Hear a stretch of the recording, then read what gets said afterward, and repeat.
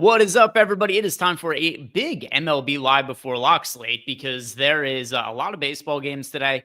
I don't know why, of all days, DraftKings chose to do this, but there is a Millie Maker over on DraftKings today. It was a super crazy high buy-in fee. It was $3,333. But in recent memory, Eric, I can't remember seeing an MLB prize pool that was $4 million. So DraftKings did choose today to put a really big contest in the lobby, and I'm sure at least some people are going to be playing that. So baseball, maybe talking about some smaller field stuff will be of more interest to some people. There's still about 100 entries available in that main event there. So I'll do us a favor here, guys. Like the video, subscribe to the YouTube channel. If you are an existing Stokastic sub, or if you sign up for Stokastic over the course of the show, that does come with access to our Discord channel. If you're in our Discord, tag me over the course of the show. I could see any questions you guys have. We could answer those as we go. Other than that, how are you doing today, Eric? Doing well. Felt good about our analysis yesterday. It didn't come to fruition for like anything that was even live for me yesterday, which is a bummer. Soriano had a really good outing for super cheap on DK. You kind of needed that.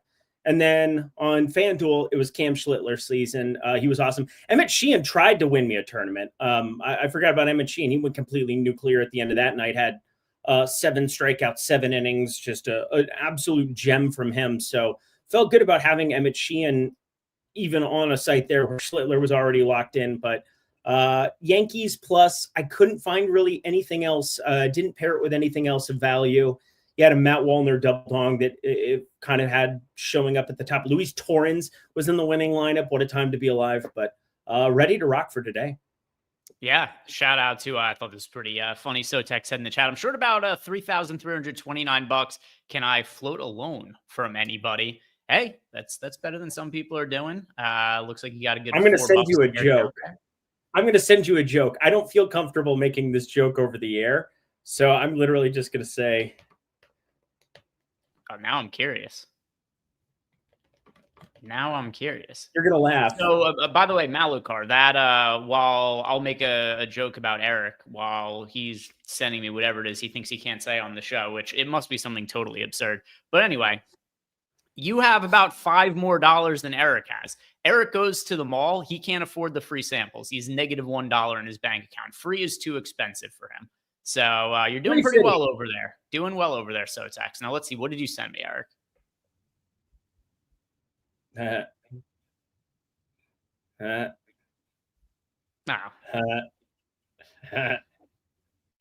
Yeah. So, I mean, like, that's so the what he sent me, by the way, it isn't anything that's like untoward. Crazy. It's just a comment on somebody we know, but you guys wouldn't even know what it is that he's talking about if he said it. So it wasn't anything. It was. I should have just lied and be like, "Well, that's insanely racist, Eric." Well, it was a good run here at Stokastic. That's what you think? But yeah, it wasn't anything too crazy. Benny Tingman, if you guys hit the like button, you get over 300 likes. I'll tell the joke at the very end. We're not going to get there, so that's why it's 300. Unattainable. So let's start talking about the slate and some of the ownership that we have for today. And where this has to start is the Colorado Rockies are playing, which means what? There's a chalky starting pitcher against them and in a pretty significant way. Hunter Brown on a slate that has nearly all of the teams playing today. We got a 12-game main slate. Hunter Brown is 30% owned over on DraftKings. For the FanDuel side of things, he is 19% owned. So he is nearly double the ownership of every other pitcher that exists on both DraftKings and FanDuel. He's in a price range of his own. He's in an ownership range of his own. Eric, he's $11,000 on DraftKings. The next most expensive pitcher is Jacob Mizorowski at $9,500. So Hunter Brown, $1,500 more expensive than every other pitcher. There's only one other pitcher who's even more than 15% owned in our data over on DraftKings right now. So what do you make of Hunter Brown pitching against the Rockies with all things being considered? All things being considered, he's been pretty bad over the course of the last month, but I don't really care. It's Colorado. Like, it's this push and pull of like, I mean, it's Groundhog's Day. Every single slate, the Colorado's on it, and Greg gets to tell you, if we just played pitchers against Colorado every day the entire MLB season, we would be up. If you just played the offenses against Colorado, you would just be up. And so, do you want to do your bit now? You already did it. I don't have to Oh, there you repeat it. go. That's what it is. That's the Okay. truth. I just didn't know. I didn't mean to step on your toes. I apologize. It's all right. It's all right. But I mean, it's true. The Rockies have been just god awful this year. Their offense sucks. Their pitching sucks. Everything. Fired their manager. Front office sucks as well. They have by the way, shitty farm system as well. There's nothing good going Yes. for the Rockies. Ballpark. Sure, I guess the ballpark is kind of nice, but it's played in super dumb atmospheric conditions where it's crazy hitter friendly for no reason. Just like, hey, let's build a ballpark on the moon where the ball flies all over the place. And this game is being played in Houston. Like, I just don't see a good way to get around Hunter Brown, especially if you have the adequate money to spend up for him. Like, what are you doing? If you've got $11,000, you're playing Hunter Brown, you're leaving $1,500 on the table. You're playing Hunter Brown. You're playing Hunter Brown. I mean, I have him in 50% of lineups. I ended up putting a cap. Like, this is like 1994 DFS. Like, I put a hard cap on Hunter Brown just because I do think it's a big enough slate where I want to get a varying assortment of pitchers. But I'll ask you this. This is kind of what I've been thinking about the most when it comes to the ownership for Hunter Brown today. And I'm playing a lot over on FanDuel, so I'm kind of focused over on there even more so than DK today, which is strange. But what would you have said, like when Hunter Brown was going nuclear at the beginning of this season, where would you have sent Hunter Brown's strikeout prop today against the Colorado Rockies? Like, I'm shocked to see it only at 6.5. 7.5s have started to show up, but like, I thought this thing potentially was going to be sitting like 7.5 juice to the over. And I haven't played anything about it because it's usually like it's within one there. I mean, I probably could add it to the card. I think I'm probably leaning towards the over there, but I think it's a little thin at this point in time. I mean, if there was a 6.5 pick, I might probably go back to that. I think Brass Picks took it off the board, but what do you think about Hunter Brown? Like, I just think it's a low K prop relative to like what I would imagine Hunter Brown facing Colorado would be.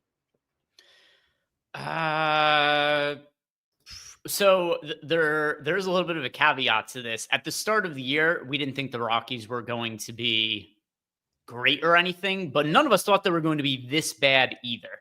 So I don't know. I don't know that Hunter Brown's K prop would have been wildly different than 6.5 if he was pitching against the Rockies on opening day. Okay. I'm not saying opening day, but like there was that 1.5, 2-month stretch where Hunter Brown was completely unhittable to start off the season. Like he was just going ballistic, nuclear every single time. I mean, I'm pulling up his splits over on Fangraphs just to kind of see exactly what I'm talking about. But I mean, I felt like I was going to see 7.5s, and I didn't know where to set his K prop at last night because, you know, I usually do like an aggregate of the last 10 days of data. That's easier for me to grab night before, and then it gives me a pretty good idea. Like, it's not broke this year, so I'm not going to fix it. You know, if I need to assess some stuff next year and say, hey, I just ran really good and got lucky this year from a betting perspective, so be it. Like, that's definitely something that's live. And I think enough people think that they're so good at something. And really, I just think I'm curious. I think that that's probably what makes me a good bettor, is being curious. Greg knows as much as anybody, especially in the bedroom. But I look at Hunter Brown as somebody where I legitimately thought 7.5 juice to the over was live. And the fact that we didn't get it is a little bit alarming to me. Makes me feel as though the market's just kind of like down on Hunter Brown. He's 6.5 minus 124 on FanDuel right now. Like, that's just a really low number against Colorado, unless you thought he was going to be limited, unless you thought he was going to be on a pitch count. He got to 101 pitches, but that was the first time I guess he had gotten to double digit or to triple digit pitches since the very beginning of July, I suppose. So maybe there's like a built-in limitation there or something, but still Colorado. Yeah, I think there's a couple of things also. I mean, we've seen kind of every stud pitcher's had some sort of struggle at one point or another over the course of the last month. I think it's just fatigue at this point of the year. The other thing too, this strength of schedule recently for Hunter Brown, it's been difficult. By the way, his results have not been terrible. He's not given up more than 2 earned runs in a start since July 20th. So you have to go back over a month to find a start where he gave up more than 2 runs. But also look at those outings that he's had. At Detroit, pitched against Boston twice, also pitched against the Yankees. His last handful of starts have been really difficult matchups, and he still overall has come away with pretty good results. He does not have a FIP higher than let's see, 3.27 since July 13th for an individual start. So, like, I don't think his results have been that bad. He just hasn't generated as many strikeouts as of late. Right. But, once again, Boston twice, Detroit, the Yankees, like, these have not been the easiest matchups. It's fair. And again, that can be the thing about a small sample size where you're like, oh, for the last month, he's been terrible. You know what that is for a major league pitcher? 5 starts. Like, you know what I mean? Like it's not a huge sample size to be coming through. So it can get really loud at times. But I mean, that's kind of what I'm pointing to, is that the guy's got a 1.01 whip, 2.36 ERA on the surface for those people. And then for us, for our purposes, like where we're actually getting a little bit more granular with data, we're looking at some really good stuff from Hunter Brown. We're looking at some splits that, I mean, don't really exist. I mean, he strikes out everybody. 26% against righties. It's lower than I would expect. 32.1% by way of that knuckle curve. I mean, it's just a ridiculous strikeout rate he has against lefties. I mean, he's been really, really good. So I guess the reason that we're talking about him so much is he is the pitcher pulling the most ownership. And on FanDuel especially, you better find some pivots away from him in some spots if you really do think that there's a case to be made that, like, hey, he goes for 7 strikeouts, 6 innings. That's a really, really good start, but he's also the most expensive pitcher over there as well. So just something I've been thinking about a lot today. So Hunter Brown, for sure you're playing him in cash games on FanDuel. Yes. He's one of your 2 pitchers in cash games on DraftKings as well. And yeah, he shows up more in the sims than any other pitcher. Now, with that said, he's in 42% of lineups here. It's not like he's showing up in 80% of lineups or anything like that. It's just more like, hey, the 30% ownership looks more or less warranted, but there's still other pitchers who are worth getting to. I'm curious if you're going back to one of your guys here, because Eric, I know you are a huge fan of Jacob Misiorowski, probably no bigger backer of him this year than yourself. But I'm wondering if you've cooled on him maybe a little bit at this point in the season. He is 8% owned at $9,500. Luzardo is 12% owned at $9K. Then you got Dylan Cease, the second most popular pitcher on the slate at $9,300. He's 21.5% owned. If you were going to the 9K range and rostering a pitcher who is not Hunter Brown, you're saving yourself a little bit of salary to get down to this 9K range, who's your preferred option between Cease, Luzardo, and Misiorowski? So this is the range that I love. And as you said, you couldn't have set that up as a preamble any better.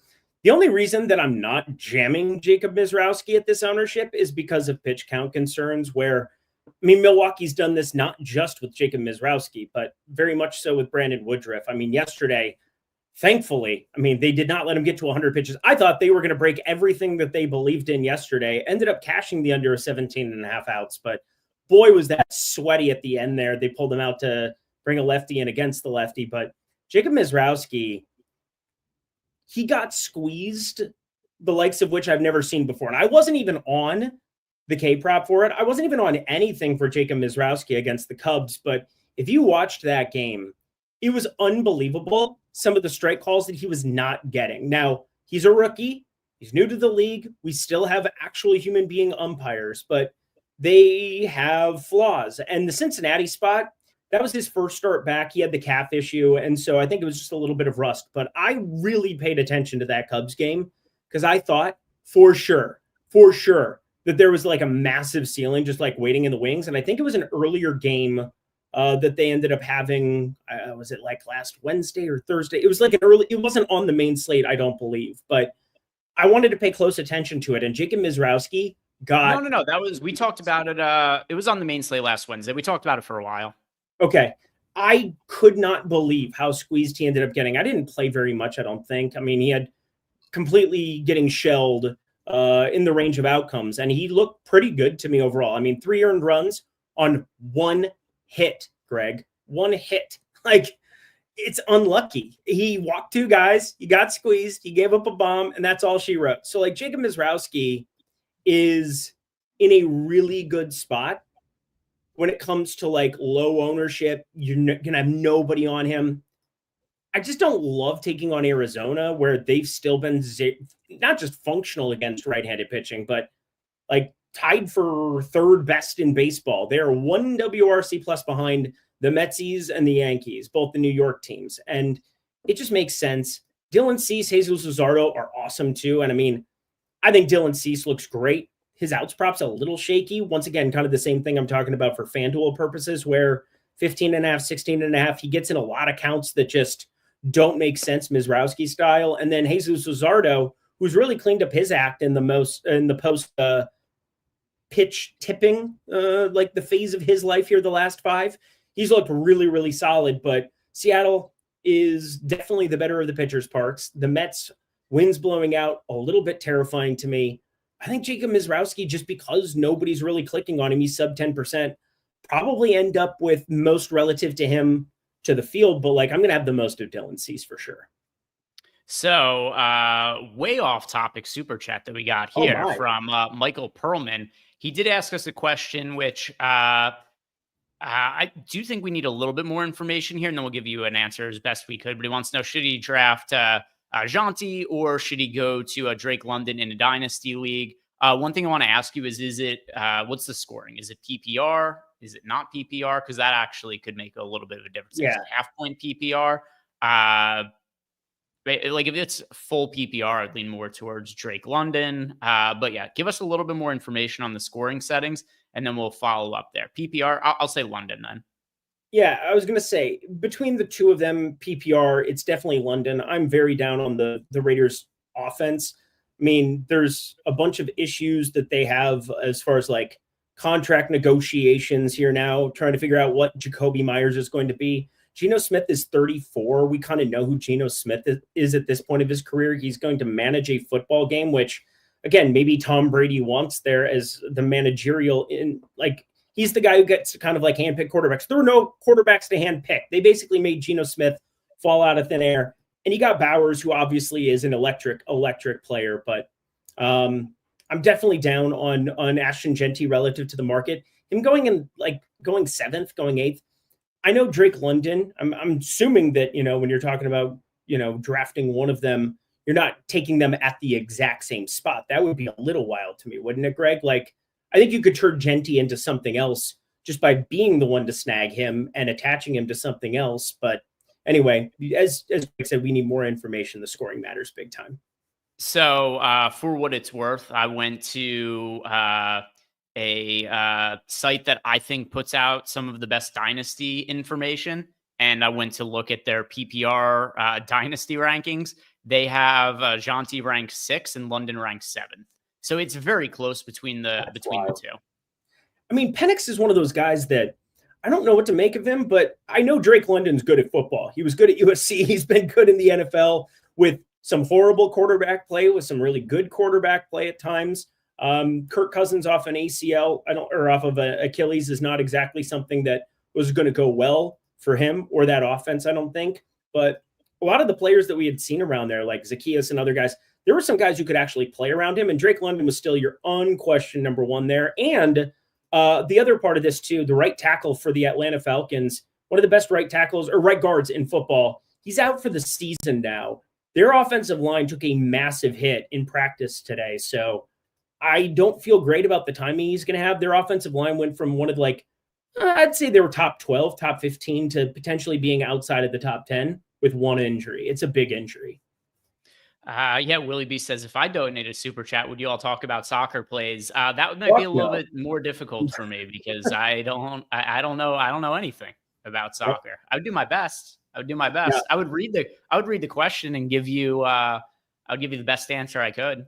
Who would absolutely cry with joy if you super chatted and asked him soccer would be Josh Engelman. So next time you see Josh Engelman on these streets, hit him up with a soccer super chat. It'll probably be his favorite show he's ever done. Yeah, you'd have to listen to him talk about it for a while then, which massively bores me. I don't care when he talks about soccer before our meetings start. But back to baseball. So I'm curious, what's your conclusion here? Because you mentioned that you have concerns about Mizrowski's pitch count. He's made 2 starts since coming off the injured list. He threw 54 and 78 pitches. I share concerns with you about his pitch count. So what is it that you are liking, if anything, in 9K range? Cease is definitely in the best spot. He's in Seattle, great pitcher's park, and there's strikeouts available, especially for righties. Like, it's a terrifying lineup. They have a 111 WRC plus on the season against righties, and they've only gotten better with the additions of Suarez, with the additions of Josh Naylor. But I still think that means there are strikeouts available, and that's what we're playing is like a high upside game. Considering he's around 20%, I think that's around where he should be to some extent, and I have a little bit more than that. Jesus Luzardo, also, it's just a terrifying spot. Taking on the Mets with the wind blowing out there in New York, he's been awesome of late. He is not tipping pitches to our understanding anymore, or it would appear, which is a huge, huge difference in his repertoire because, man, the range of outcomes have been wide on him all year long, but ceased because of the ballpark and the strikeout stuff. Then, it's probably pretty close for me between Mizrowski and Luzardo compared to other people, but it would almost be foolish for me to say that Luzardo isn't the better play straight up, but ownership I do expect to be a little bit wider than 11 and 9%. Yeah, so Dylan Cease, pretty clearly option for me. I mean, the field's there as well, so I'm not giving you guys any kind of crazy differentiation nuggets. I mean, Luzardo's 11% owned, Mizrowski's 9% owned, Cease is 21% owned. So yeah, I'm telling you to play the guy that you're probably already playing, but I also think he's the right answer for today. In the 8K range, Eric, and now everybody else that we're talking about at pitcher is kind of somewhat contrarian. You know, you look at the 8K range, sure, you got 15% ownership going to Bassett, 12% ownership going to Kikuchi, but there's nothing really insane there in terms of ownership. Mackenzie Gore, 6% owned. Matt Boyd is 9% owned. Luis Castillo, 7% owned. Luis Heel is 7% owned. Is there anything that stands out to you in the 8K range? A little bit of Mackenzie Gore purely because of what the strikeout stuff can be. I mean, Chris Bassett's the best option by far, by a country mile, I would say. But I do have interest in tournaments at taking shots on like Boyd and Gore. Boyd's in a great ballpark. Gore has the strikeout stuff, so I can kind of make a case for them as like lingering options. But like Chris Bassett gets to take on my Twins. And every single time that I look at the lineup for the Twins, I get a little bit sad inside because, well, we do have Luke Keeschel back in there, but Matt Wallner goes double dong, but he strikes out a bunch. James Outman, look at his last name. Royce Lewis is batting 7th with Edward Julian ahead of him. That's the times that we were at as Minnesota sports fans. So, yeah, Skol, go Vikings. I'm ready for football. Outman is such a better pitcher name than hitter name. I'll go as far to say the reason that Outman is currently failing as a prospect is because he's a hitter and not a pitcher. Like, what are you doing here? Your last name is Outman. You're like, cool, time to go play the outfield. No. That's a closer name. That's a closer name. James Outman comes in, shuts the door on teams every day with a sick walkout entrance. That's a can't miss prospect. But anyway, for me in the 7K range, this is somebody who I feel like we talk about this every 5 days.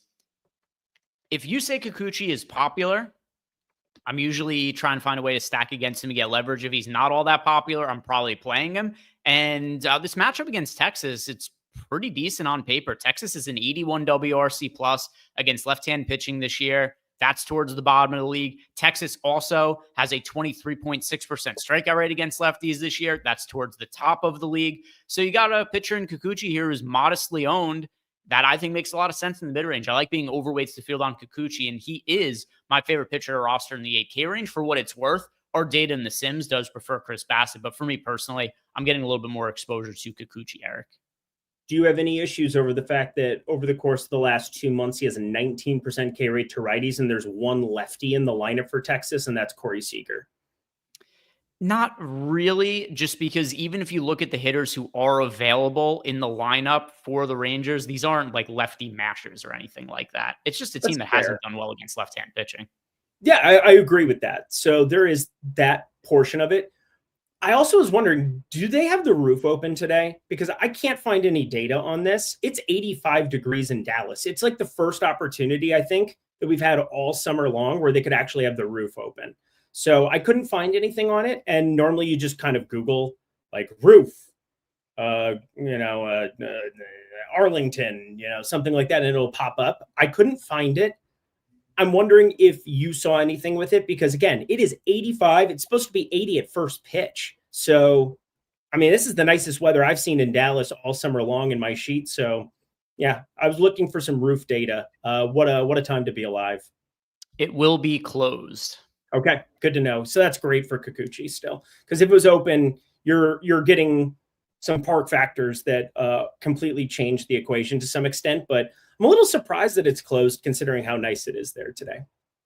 Yeah, there is a Twitter account just dedicated. It's called the Globe Life Field Roof, and it just the account is just, will the roof be open or closed for the day? I'm gonna make sure that I have that on Globe Life Field on X. Yeah, so that's a place you can go get that information. So one other thing that I want to bring up, and this is probably going to apply a little bit more to stacks for me. I think Mackenzie Gore is broken. His numbers have gradually gotten worse as the season's gone on. I don't know if there's an injury there or something else that's going on with him. The Yankees also have a 119 WRC plus against left-hand pitching this year. That is first in all of baseball. And then you look at Mackenzie Gore, who since the All-Star break, he's made 7 starts. He's allowed multiple homers in 4 of those starts. His FIP is like 7 since the All-Star break.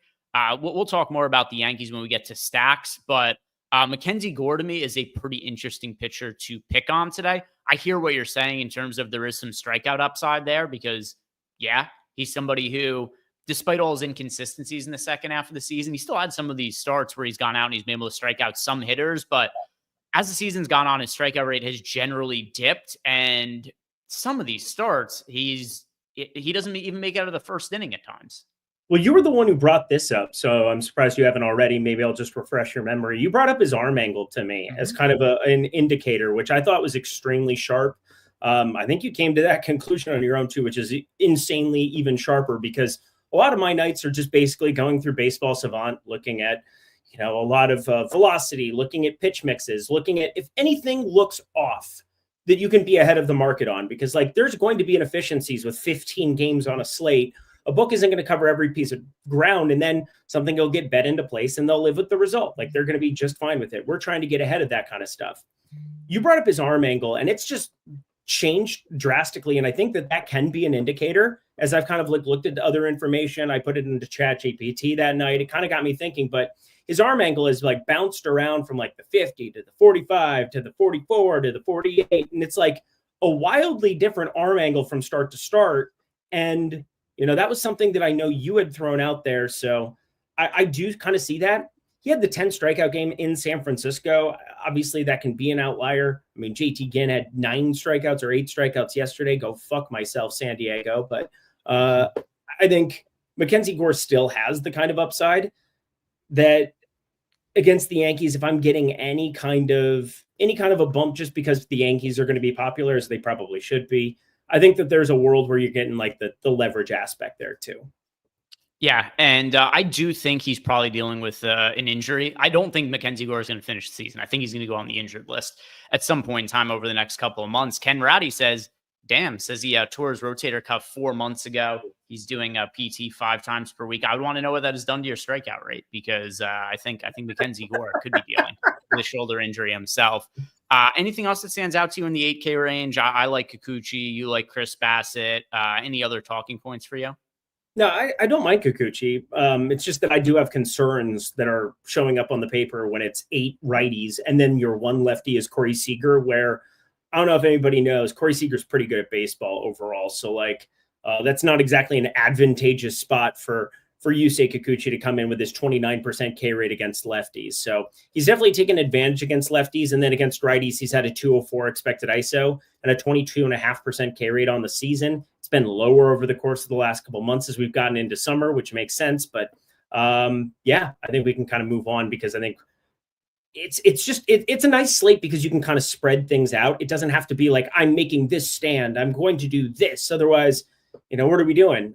Are you playing any Luis Heel? I guess we got to ask that before we move on.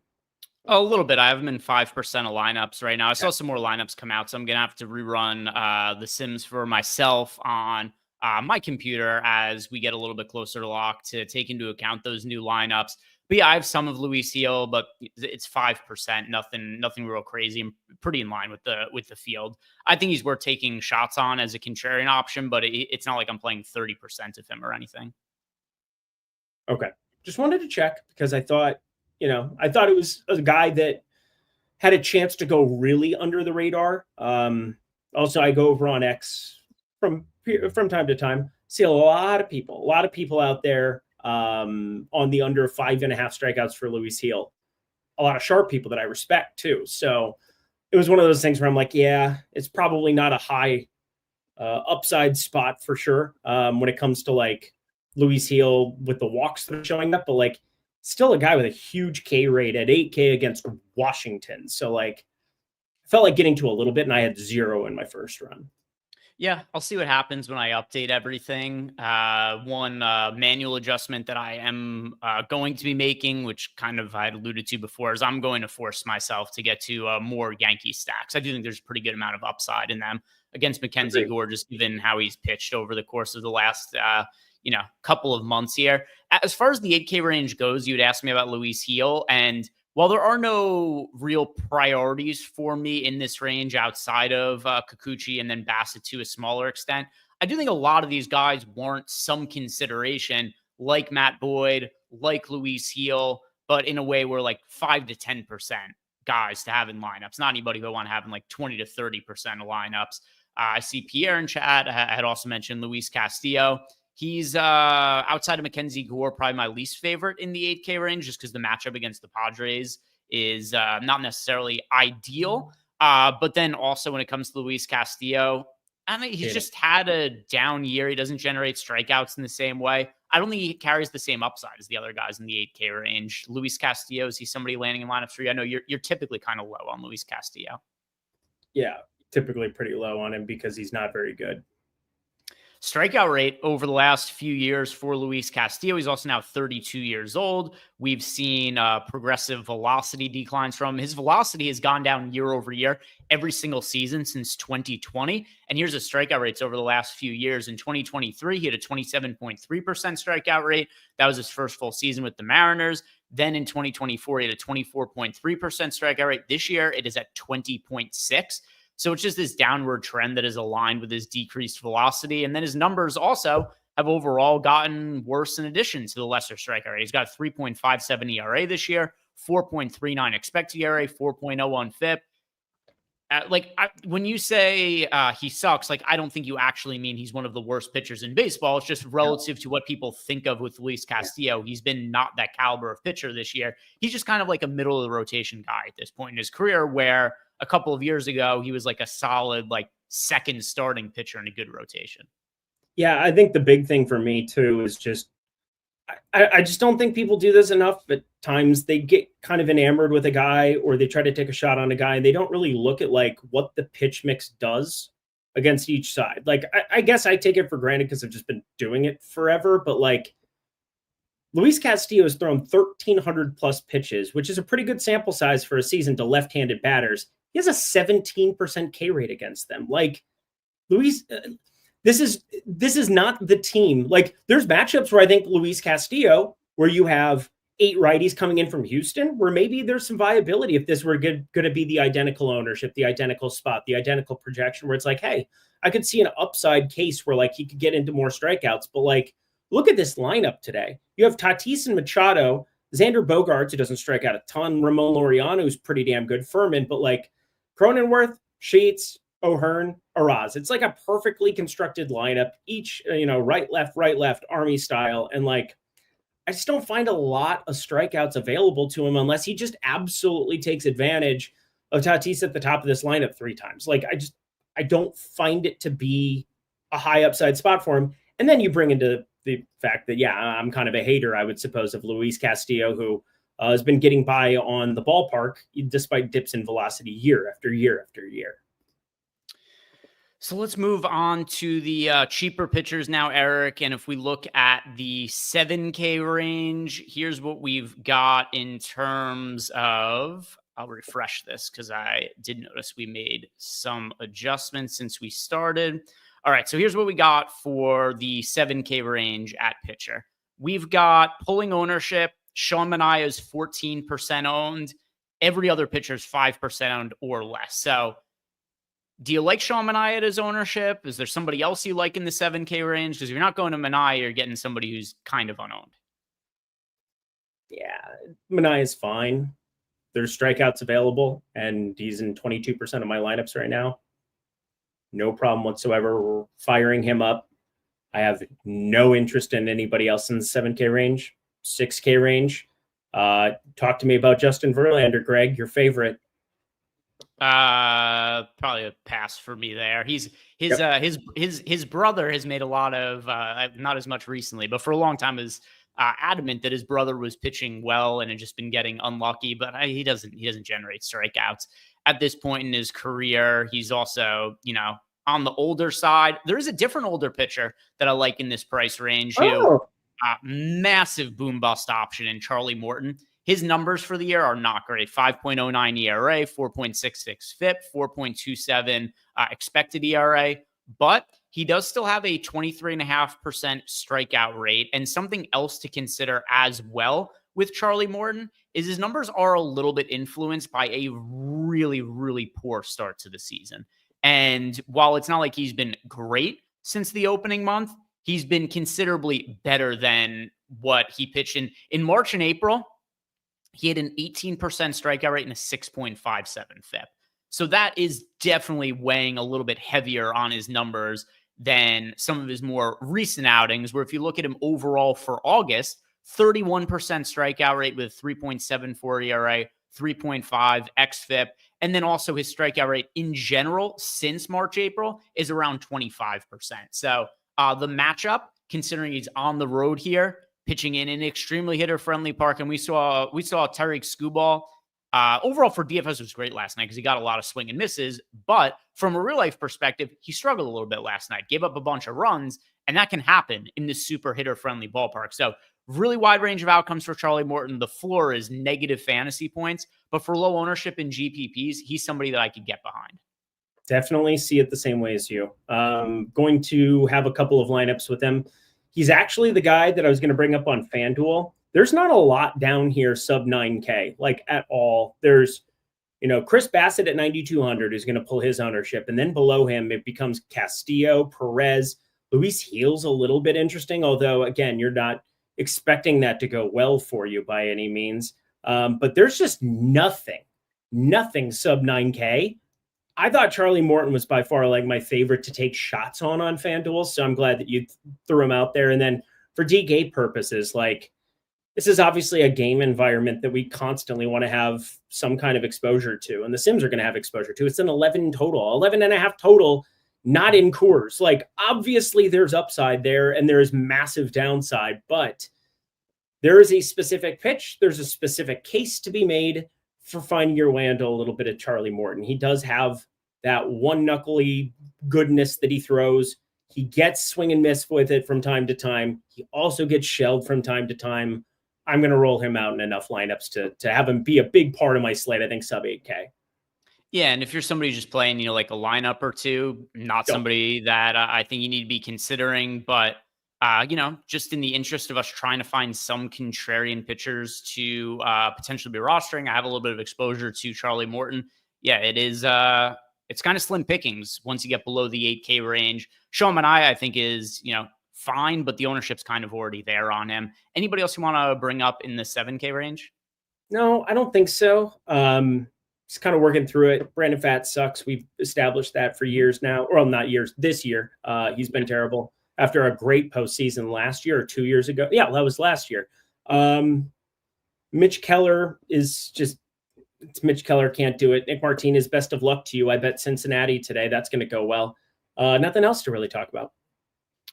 Any other punts you like if we're going below the 7K range? Any guys that you're willing to, just put your fingers around your nose and just try to block out the smell and be like, I guess I'll give this guy a shot for today?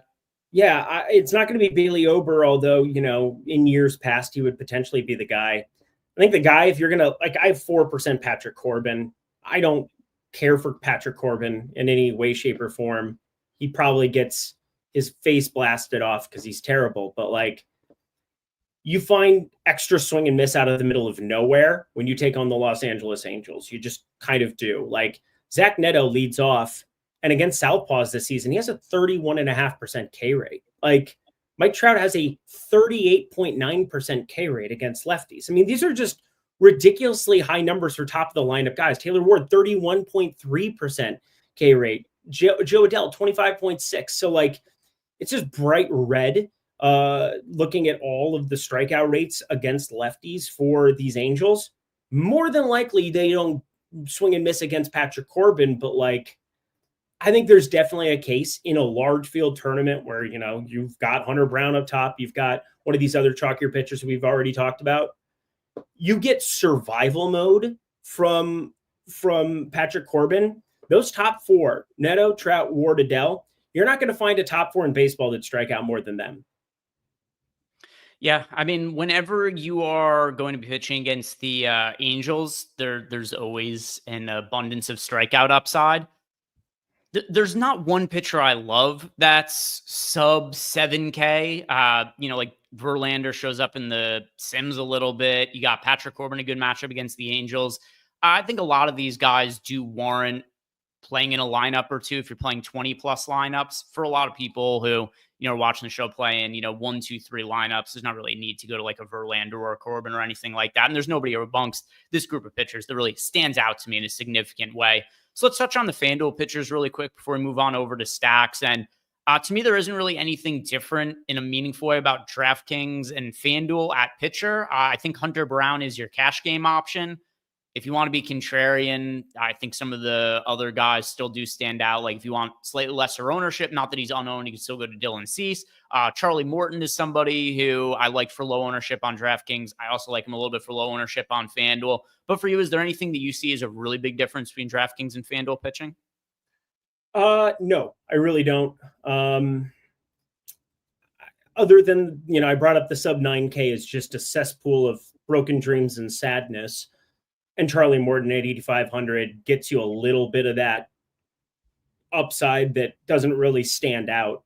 I don't really want to take shots on Luis Gil there on FanDuel as much. So shout out to him for 10 strikeouts and 6 innings pitched like Schlittler yesterday, which, again, it's Washington, I suppose. But I just feel better about taking shots on Charlie Morton if I'm going to do anything sub 9K. Otherwise, it's one of those slates where I'm going to try to trim down a little bit of this Hunter Brown before lock on FanDuel, but playing 25 lineups over there, and he's probably going to be in a good handful of them. So, not a lot difference as far as my takes between the sites. Yeah, we did talk about him as we went, but Sniffs1234 said, how do you feel about Gore? The Yankees active roster is versus lefties is really bad. I do not think this Yankees lineup is really bad against lefties. There's certainly some strikeout upside against the Yankees, but I do not view this as a bad lineup against left-hand pitching at all. I could see the upside case for Gore, but my preference is to be on the Yankee side of the game. They have this exact lineup has a 190 ISO against left-handed pitching this season. On the season, they have a 192 ISO as a team. 119 WRC plus is the best in baseball. I think you need to reevaluate that. I think you probably were looking at that incorrectly because this is a very good Yankees lineup against lefties. The case for Gore is just that he generates strikeouts, and if he doesn't give up a long ball or two in any way, shape, or form, you probably are walking into a very low-owned, high upside option. But I got to tell you, I mean, obviously, I think Greg feels this way. I feel this way. More than likely, he gives up a long ball or two against this team. Yeah, and that is going to lead us into talking about some stacks for today. You guys will see the stack exposures from the Sims. 3 teams showing up in a double-digit amount of lineups. It's the Texas Rangers, the Detroit Tigers, and the Toronto Blue Jays. Those are the 3 teams that the Sims are singling out as stacks to be getting to. As far as stack ownership goes today, here's what we have from our most recent data. Not a single stack on DraftKings more than 8% owned, Eric. You got the Tigers are 8% owned. The Dodgers are 8% owned. The Astros with Yordan back in the lineup are 7% owned. The A's are 6% owned. Like, the ownership is very spread out. If you like an offense today, you don't have to be concerned about ownership. They're not going to be all that crazy popular. Who is your favorite team to be stacking today unless you feel differently than me, it doesn't seem like there should be ownership concerns. No, and I mean, the Sims are getting me to Texas, which I completely get. I brought up all the points that Kikuchi is not going to see as many swing and misses when you take on 8 righties plus Corey Seager. It's just a really, really tough spot. But you know it, Greg. I know it, Greg. Bailey Ober must pay for his sins. I mean, this is just, I wanted to bet the double dong for Dalton Varsho. He's not even in the damn lineup today. I'm still so tilted. He's been playing every day, nonstop at center field. He's fast. He has crazy power. I love Dalton Varsho. It sucks that he's not in that lineup, but it's all right. We still have George Springer. Nathan Lukes is all right. Vladimir Guerrero Jr., Bo Bichette, Addison Barger, Alejandro Kirk, Ty France is showing up for me. I've got so much interest. It's north of a 5 implied run total. It's cooler up there in Toronto, but it's cool kind of everywhere around the league today. Roof is open there for what it's worth. Not that it has a crazy park factor, but I look at Toronto as just one of those teams against Bailey. Like anytime Bailey Ober's on the mound, you should know I'm probably going to be stacking against him. I'm going to have tons of interest against him. And the field isn't there in like some pronounced way because this is flatter ownership that we're looking at, but we haven't had an 8-9 earned run start from Bailey Ober in quite some time, Greg. Hopefully tonight's the night. Yeah, so I am running some lineups here with some of the more recent updated information we got to the site since we updated ownership here. So I do have the Sims running, so I don't know my exact exposures, but I'm going to be doing some tinkering here. And one thing that I am going to really like at offense way more than the field, it is the Yankees as a stack. Brought up all the potential issues with Mackenzie Gore, and here's what stands out the most to me. The downside for him on some of these days where he just doesn't figure it out, he gets annihilated on some of these starts. Like, I don't know, as bad as some of these pitchers are today, Eric, I don't know that any of them have consistently shown the downside that Mackenzie Gore has. You look at some of these starts that he's had in August. Last time out against the Mets, 4 innings, 2 homers, 3 earned runs. His first start in August against the A's, 3 innings, 8 earned runs, and gave up 2 homers. The downside for him is ridiculous. His last start in July against the Astros, 5 innings, 6 runs, 2 homers. Against the Padres on July 20th, 2 innings, 8 earned runs, 2 homers. The starts where he is just not right, he gets shelled. He gives up multiple homers. He's out of the game after a couple of innings. And now you're going up against a team in the Yankees that has as much power against left-hand pitching as maybe any team that we've seen assembled in recent history. So I love the upside of the Yankees at modest ownership. I'm completely with you. I mean, it makes a lot of sense where you're at. It's mid-range ownership, not popping a lot in Sims at the moment, but like there's such a high upside offense every single time that they throw anybody out there, let alone a lefty who's had very, very pronounced downside, as you brought up. So like it's kind of a both sideser, but definitely more leaning towards the Yankee side here as I'm making updates. Plus Ahmed Rosario in there does help your lineup out a lot at 3,100. Helps you kind of finagle, find ways of getting Hunter Brown and, plus another expensive pitcher into those Yankee stacks. He's probably going to get pinch hit for at some point in time there. Let me just pull this up here too, just because like as I'm boosting him, I'm getting just more and more and more Ahmed Rosario. And I just want to double check Washington's pen because they did have one lefty that was kind of getting utilized earlier this year in Ferrer as their closer. But we're not worried about closer. We're worried about, okay, they do have 4 lefties in the pen. That's not helpful for Ahmed Rosario that is helpful for Ahmed Rosario, but more than likely because of, well, they're trying to give him like protection with Grisham and Chisholm. So that's kind of crazy. Like this is one of those where I would think it's just going to depend on whether the coin flips on heads or tails here. So like, I really, really like that idea of getting to, oh my God, Ronald Acuna just stole a base already for me. Ronald Acuna, Greg.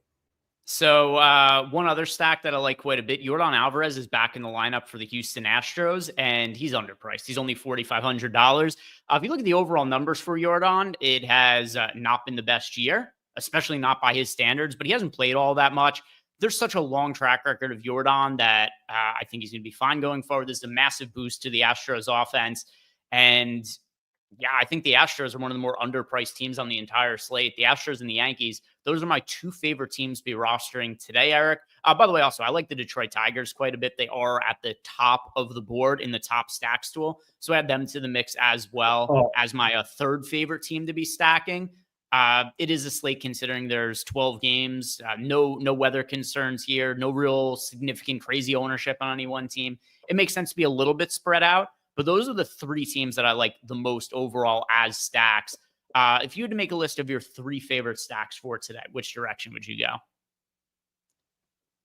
I mean, FanDuel, Detroit is crazy popular again. Kerry Carpenter remains $3,000 on FanDuel. He's plus 230 to hit a home run on DK. Like, what are we doing here right now? Like, can we figure out some pricing here? Can we do that for some of these Detroit guys? Like, it's a very different spot, but Riley Green, Kerry Carpenter, Wensiel Perez, Colt Keith, Gleyber Torres, they're going to all be crazy, crazy popular on FanDuel. So I will say this, for DK, I like Detroit a little bit more. I'm going to go 1 Toronto. I'm going to say 2 Houston. I don't really see a ton of people getting to Houston. Yordan Alvarez is back. Like, Yordan Alvarez is a difference, like a franchise-altering bat if healthy. Like, this guy can put the team on his back as the only lefty at times. Jesus Sanchez batting 6th there. It's the only thing keeping me from, I almost jammed his hits plus runs plus RBIs this morning. Thankfully did not. And then out of the 9 hole, I don't know when it's going to happen, Greg, but I'm going to call a 30-point game from Jacob Melton at some point in the next 2 weeks. Jacob Melton steals bases like he's like free stuff. And then he's got crazy ISO at AAA and complete power. I love the idea of stacking up Houston against Colorado in this spot. It just makes way too much sense. Yeah. So, by the way, Einsteinium in chat said thoughts on the Phillies for today. You are getting a little bit of leverage against Sean Manaea, who is pulling a little bit of ownership. Nothing crazy, though. Let's see. Do I have Phillies stacks? I did not end up getting to Philly stacks for today. So that's going to make it hard for me to recommend them just because I don't have them in my portfolio. Yeah, I think you can make a case, maybe Manaea a little bit more popular than he should be, but I don't know. There's so many better spots to be targeting than the Phillies against Sean Manaea for today, especially considering the ballpark because the game's being played at Citi Field. And EMAC shouting out Eric's Tails package, which if you guys want to sign up or get free bets for myself, head on over to tails.bet. I have like 5 or 6 bets that I posted today over on Tails. Eric is always posting a ton of stuff in his premium Discord. So if you want free stuff, you could follow me. If you want to get paid and some free stuff from Eric, you could follow him or subscribe to his Tails pack. Just get on over tails.bet, type it into your search bar and come join us. Totally free to just go on over to Tails and check out some of the free stuff. So no reason to not do that and see what it is that we have going on over there. Eric, anything else you want to talk about as far as stacks go for today? I talked about my priorities, talked about some of your priorities. If not, we'll build some lineups and single lineup sim. Nope, let's build out the sim. All right, so let's go to the single lineup sim here, which, by the way, if you sign up for any of the packages we have here at Stokastic, the single lineup sim, we have it for all of the sports that we support here. So NFL, college football, we've got it. There's also some enhancements coming in the near future because I met with the devs about that earlier. So those are some things to be looking forward to. But for today, we're going to be building some lineups. Eric, I want to start by making a Yankee stack here. Ooh, I'm here for it. Let's get weird. Let's get freaking naughty. All right. So I'm going to plug in all the guys to start that I think are most likely to homer, and that is Aaron Judge, Giancarlo Stanton, and Paul Goldschmidt. I will let you pick a couple of Yankees to round out this lineup with. Yeah, you know what's kind of interesting? Because, again, I'm going through this Yankee stack. Trent Grisham, 184 expected ISO against lefties. He has just a 229 BABIP. Sub 25% K rate against them is better than I was expecting. 4 homers. Trent Grisham's batting 5th today, and I think that's a good way to get different. Okay. I did bet Trent Grisham to homer today. One of my bets on Tails. Trent Grisham plus 625 to homer. So I I have no opposition to that. We'll plug him in. Oh, And let's see. Anthony Who else Volpe. do I want to go? Anthony Volpe. Can we do Volpe? He sucks at defense. That doesn't really matter for offense, but I mean, he's got like a 40 WRC plus over the last month or so he's as been well. one of the worst hitters in baseball. We've got, but we could put Volpe in here. We could go to Volpe. I'd rather not because he sucks. Okay. Let's go to. Do you want to go Ahmed Rosario? I do. Yeah. I mean, this guy's been a lefty killer his entire career. That's his job. His literal job is to be a lefty killer. Don't know what else to say. Just is what it is. So we got Goldschmidt, Rosario, Judge, Stanton, Grisham. Then we pressed the optimize button and filled out the lineup with Hunter Brown, Sean Manaea, Victor Caratini, Mark Ventos, and then Jared Triolo, who half of chat picked Homer yesterday. Let's see what we end up getting when we run the sim. I'll change this to large contest. Let's see what this is looking like. All right. So solid 21.4% sim ROI. I can get behind that. There's a DraftKings lineup. Let's build a FanDuel lineup out now. Eric, I picked the DraftKings stack. You picked the FanDuel stack. Who do you want to go with? All right. Detroit is massive chalk over on FanDuel relative to what they are over on DK. And we do like Charlie Morton, but I also like the Athletics on the other side. Let's go to the Athletics version. Because, I mean, we kind of besmirched it a little bit. Charlie Morton has power that he will allow to lefties. And when you're just playing 4 bats, we can go Soderstrom and we can go Kurtz, and then I'll let you round it out. Okay. So we're going to go Soderstrom and Kurtz. The expensive version. I'm curious what pitcher they're going to throw in with us here. Okay. So let's see. Let's sort by some of the projections here. What do we got showing up? Well, we can't put another guy into first base. We can't go to Shea Langoliers because we've already got the catcher at first base and the utility spot already taken with Soderstrom and Kurtz in the lineup. So I'm going to go to Brent Rooker. Love. And let's see. And I'll go Jacob Wilson. Love. Okay. So we've got our 4-man A stack: Soderstrom, Wilson, Rooker, Kurtz. Let's complete the lineup. That gives us Manaea at pitcher, Bryce Charang, Michael Garcia, Shohei Ohtani, and Yordan Alvarez. Yordan, by the way, just crazy mispriced at $3K on FanDuel. Yes. Going to be massive chalk. Him and Kerry Carpenter are your cash game outfielders. Like, there's just no ifs, ands, or buts. You're playing 2 of them. And pretty similar to the DK lineup. Solid 27.3% sim ROI. So both DraftKings and FanDuel lineups we got with sim ROIs in the mid 20% range. Now we're going to do our home run picks. But first, want to let you guys know to like the video, subscribe to the YouTube channel if you haven't already, and NFL season. That is coming up soon. Next week is going to be the first week of NFL. We are going to have projections up on the website. Sometime this week, I was talking to devs earlier today, and we're hoping to have that up in the next couple of days. And if you guys want to take advantage of our football package for the entire season, now is the time to sign up, because if you sign up ahead of the season for a full season package with the promo code BIRD, BIRD, that is going to get you 10% off our sims for the entire NFL season. You can buy it up front, and then also that's going to get you access to our best ball projections that are also live on the site. So get best ball as an add-on. You get 10% off the entire yearly package for NFL, and some more announcements coming about what the NFL package is going to entail this year that I'm pretty excited about. But promo code BIRD, link to sign up for any of our packages down below in the YouTube description box. Eric, are you ready for dongs? I'm so ready to get donged and dong of the day. Look at me, I'm dong of the day, telling you dong of the day. Look at my dong is donging. My dong is donging.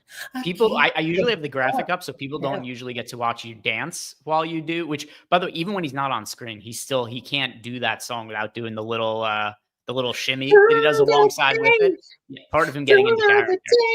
And then E-Mac wants the cha-cha-cha. So, song is done, Eric. Who are you picking homer? Yeah, there's a ton of unbelievable spots.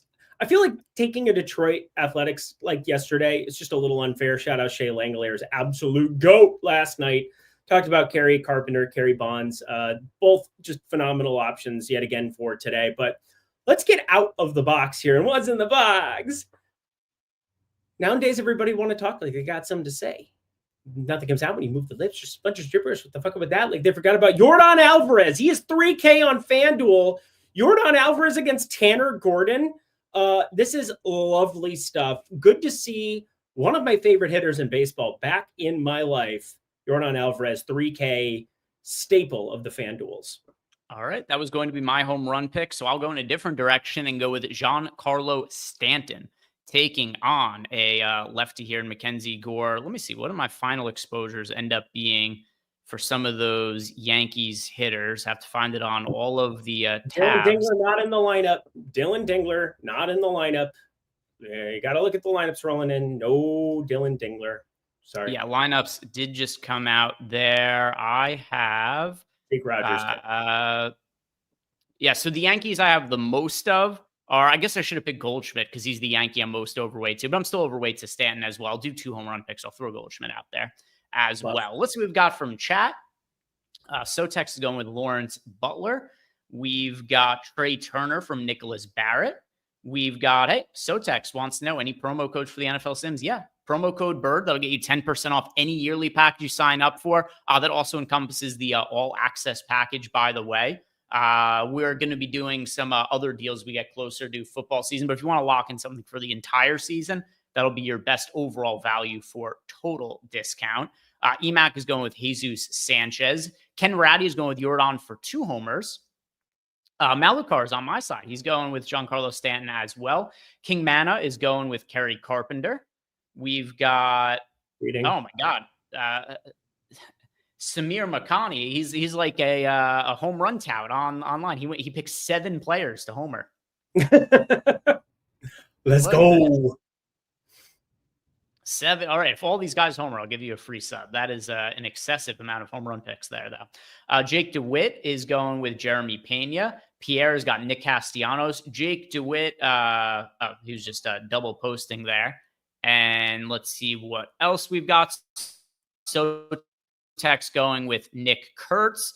Duckman has got Bryce Terang. We've got Eric going with Montgomery. We've got Brooks Baldwin from Aaron Hines. We've got Bo Bichette from Ryan Stubbs. Lots of people saying cha-cha-cha in the chat, by the way. Your new catchphrase.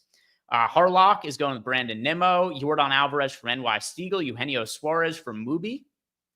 Let's see. We've got CPA Joe K going with Victor Caratini. Nathan Lukes from Ryan Stubbs. We've got Andrew Vaughn from Vincent Coles. Addison Barger from Jason McKinney. We've got just some people saying that Dingler's out, so scroll past those. Lennon Souza from B-Funk. We've got Ghostface Kicker also going with Lukes. Neto is the pick from Obi-Wan. Artful Dodgers got 2 homers for Corbin Carroll. We've got BD85 Sky going with Matos. We've got more people picking Dylan Dingler. We've got Josh Young from Yay Taco.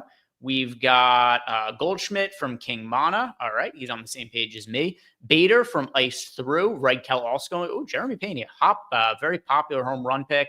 Samir Khan looks like he dropped in another 7 picks there. Carlos Correa from Calvin Sanders. We've got, he just clarified that was his lineup that he posted. Okay. I thought they were home run picks. Fair enough. Mr. Ace Razor went with Pete Alonso. We've got Slim going with Stanton Soderstrom and Joe Adele. Sir Dodgers got Bobby Witt. We've got Amy going with Jose Altuve. CJ Adams from Jermaine Francis. And